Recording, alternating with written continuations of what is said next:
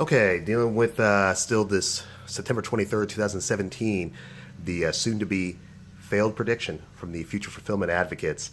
Like I tell people all the time, the entirety of biblical prophecy has been fulfilled in the ancient past. You live inside the new heaven and new earth that was prophesied in Isaiah 65 and 66, as well as Revelation 21 and 22. The fullness that the people in the New Testament desired, you live in it. Got numerous arguments against this already. I think this is video number 6. So, continuing along with the arguments, we shall go. I want to focus here on the rarity of the sign. A big draw of this particular prophecy is the belief that it is an event that's only going to happen every 7,000 years. You know, people say going back to Abraham, these constellations have never arranged themselves in such a fashion. It's a rare sign, 7,000 years. The rarity of the sign does not prove that this is the fulfillment of biblical prophecy. That's really what the problem is in general. Individuals are looking at imagery language, not interpreting it as imagery language, coming to the conclusion that it's all literal.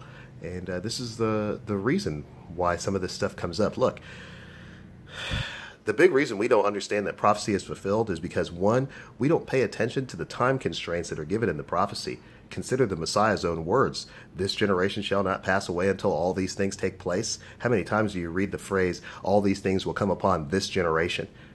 What generation is being discussed? If you're reading the context, it is impossible to come to the conclusion he's discussing this generation, the generation of people alive today. He is discussing his own generation, the people that live when he lived. That's why the fulfillment of the prophecy is happening to them. You got to pay attention to the time constraints.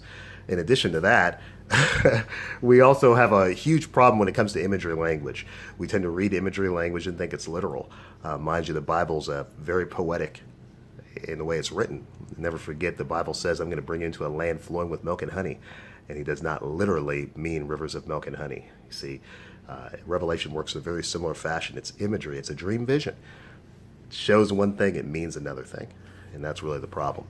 The rarity of the 7,000-year sign does not prove that this is the fulfillment of biblical prophecy. In fact, if you're looking for a rarity of signs, a rarity of times, you're not going to be able to choose a more rare time than the generation of which the Messiah is a part. For one, the Messiah is present in that generation, making it the rarest time that's ever existed, making his generation the rarest of all generations. In addition to that, look at the collection of individuals you have.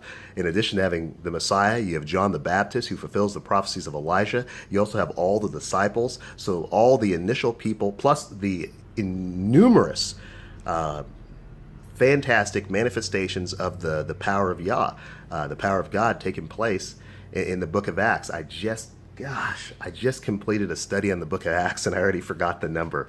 Going through all 28 chapters of the book of Acts, I think there was only 2 chapters, 2 or 3 chapters that did not include miraculous miracles. Would that be the right phrasing to use? So clearly, it's showing you even that this generation of people has a level of spiritual power that's greater than us. Guess what? Jesus even told them that they would have it, saying, greater signs than these you shall do. You, according to context, is them, not us, the person alive today. So look, if you're an individual looking at the 7,000 years, the alignment of the stars for 7,000 years and how rare it is, you're again off base.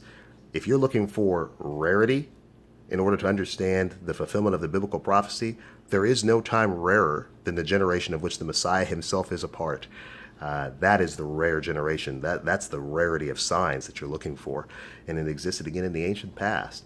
The fact that this alignment of stars hasn't taken place in 7,000 years means nothing, being that the alignment of stars is not being discussed in the prophecy.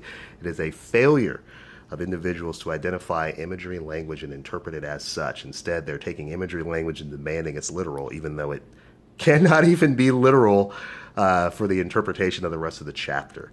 So look, there it is again, September 23rd, 2017, soon to be a failed prediction by the future fulfillment advocates. And as I tell you all the time, Bible prophecy is fulfilled in the ancient past. The culmination of all the events that are being discussed in the New Testament is the destruction of Jerusalem in 70 AD, most notably the temple. The temple used to be an actual physical building in Jerusalem. It is now the collection of believers all throughout the world. This is the passage of heaven and earth. So I hope that helps, guys. And yeah, we'll see you later.